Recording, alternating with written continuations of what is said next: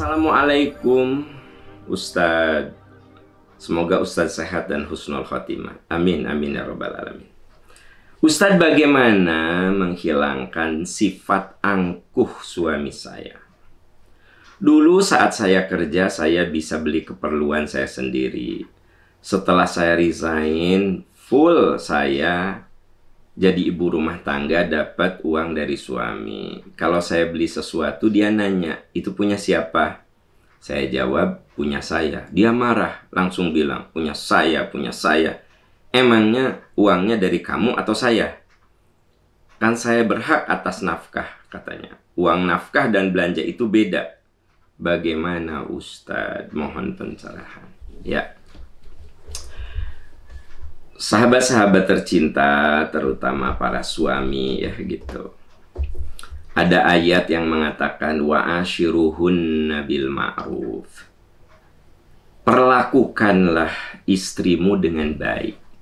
Jadi memperlakukan istri dengan baik itu wajib hukumnya. Karena menggunakan kata perintah. Wa'ashiruhunna bil ma'ruf. Hendaklah suami memperlakukan istri dengan baik, dengan santun. Lalu ada hadis yang diriwayatkan oleh Imam Tirmizi, dan hadis itu sahih, khairukum li ahli wa ana khairukum li ahli. Laki-laki yang paling baik adalah yang paling baik terhadap keluarganya, dan aku orang yang paling baik terhadap keluargaku. Ini dasar-dasar untuk para suami memperlakukan istri, ya. Jadi kita basicnya dari sini dulu. Bukan karena egosentris bahwa saya imam, saya pemberi nafkah, saya pemimpin keluarga. Bukan begitu pendekatannya. Wa'ashiruhunna bil ma'ruf. Perlakukan istrimu dengan baik. Ya. Kemudian khairukum li ahli, khairukum li ahlihi, wa ana khairul li ahli.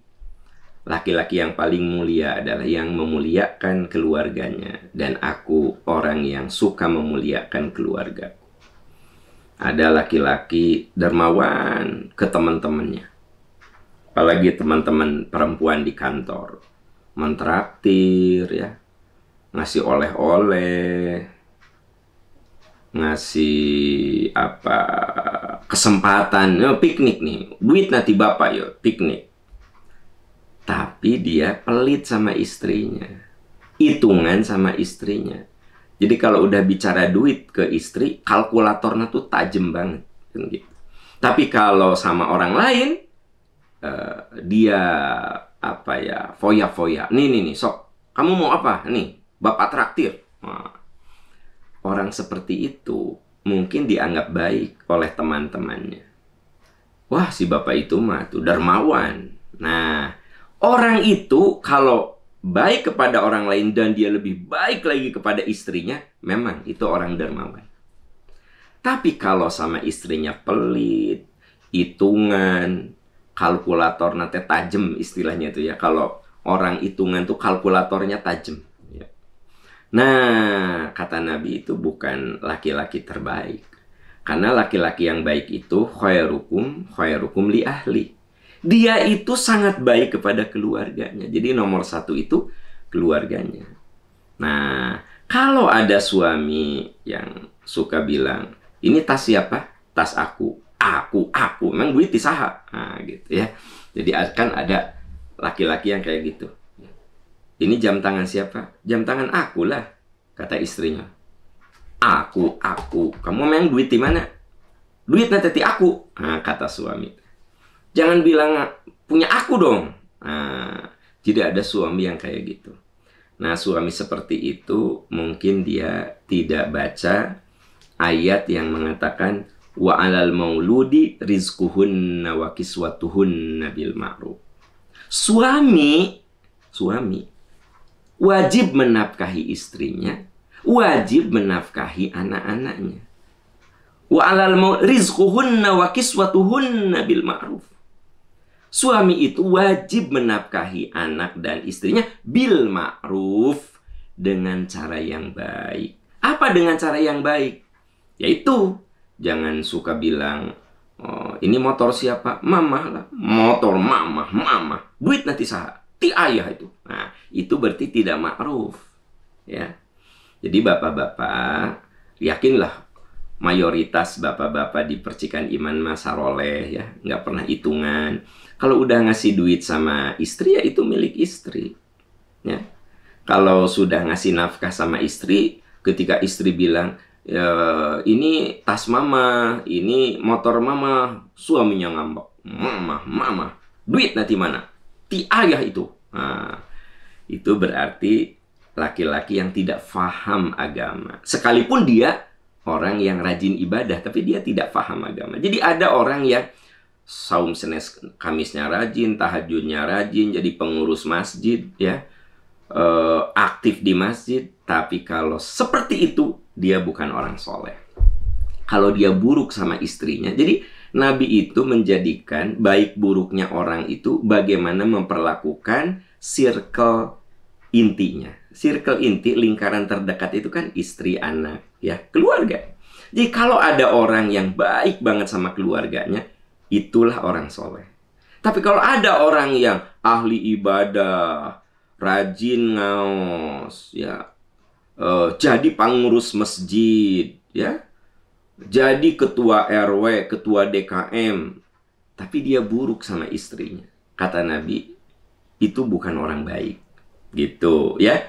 Nah, jadi ini biar jadi catatan bahwa kebaikan kita itu dimulai dari bagaimana memperlakukan keluarga kita. Itu kebaikan inti yang sesungguhnya, ya. Makanya ada orang yang dieluk-elukan oleh masyarakat, belum tentu di hadapan Allah memulia. Wah, bapak itu tuh orangnya dermawan, bapak itu orangnya ramah, bapak orang itu orangnya baik, kan gitu. Itu kata masyarakat. Tapi kalau dia buruk sama keluarganya, hitungan banget sama keluarga itu, ya, terus egois banget sama keluarga itu, nah itu bukan orang baik sebenarnya. Kalau menurut kacamata agama, ya, kalau menurut terminologi agama, dan memang logik, masuk akal gitu, bahwa kebaikan yang paling tulus dimulai dari kebaikan terhadap keluarganya, gitu.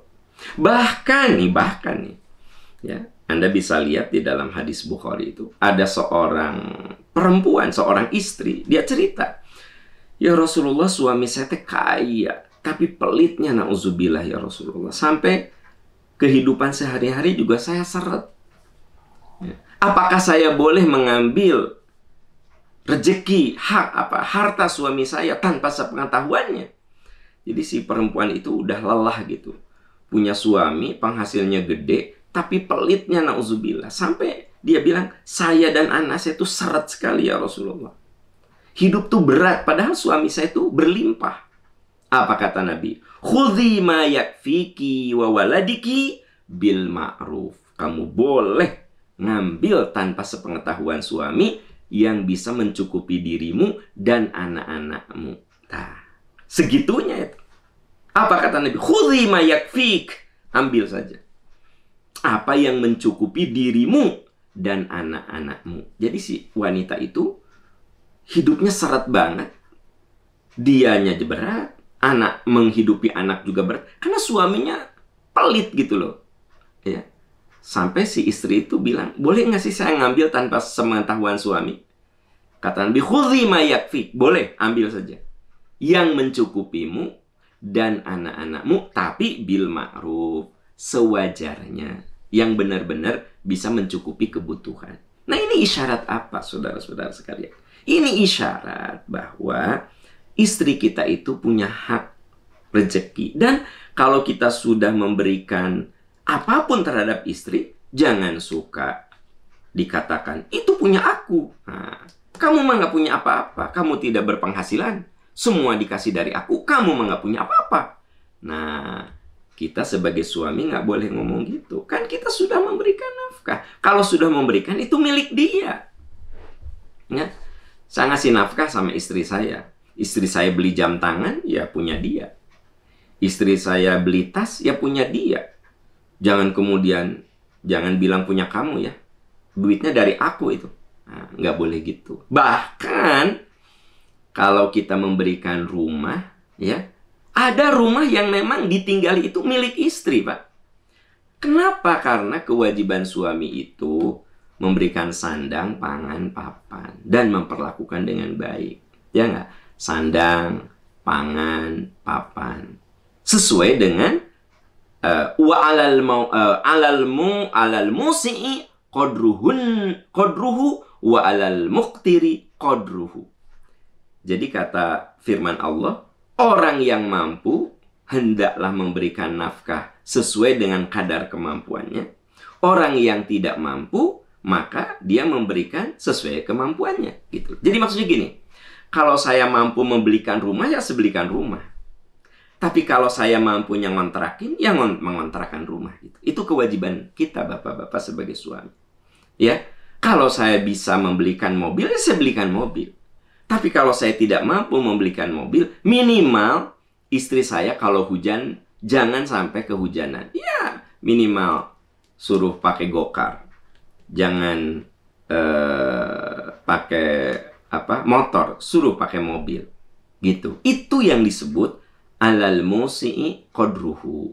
Orang yang mampu, dia wajib memberikan nafkah sesuai kemampuan si suami. Ya. Dan kalau tidak mampu, tetap harus memberikan sesuai dengan ketidakmampuannya. Makanya istri harus menerima ketika suami belum memberikan rumah, masih mengontrakan, ya bilang terima kasih. Karena itu kemampuan suami, gitu loh. Ya. Suami belum bisa membelikan mobil, bisanya cuma motor. Ya alhamdulillah, terima saja. Suami tidak bisa membelikan kendaraan. Anda bisanya cuma naik angkot. Anda bisanya pakai taksi online atau motor online. Ya silahkan saja, syukuri. Nah jadi memang Islam mengajari suatu keseimbangan.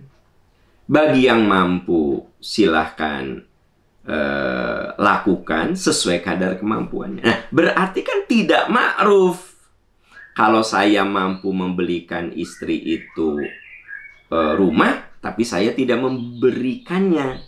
Nah, itu saya tidak ma'ruf. Karena saya mampu membeli. Nah, gitu loh.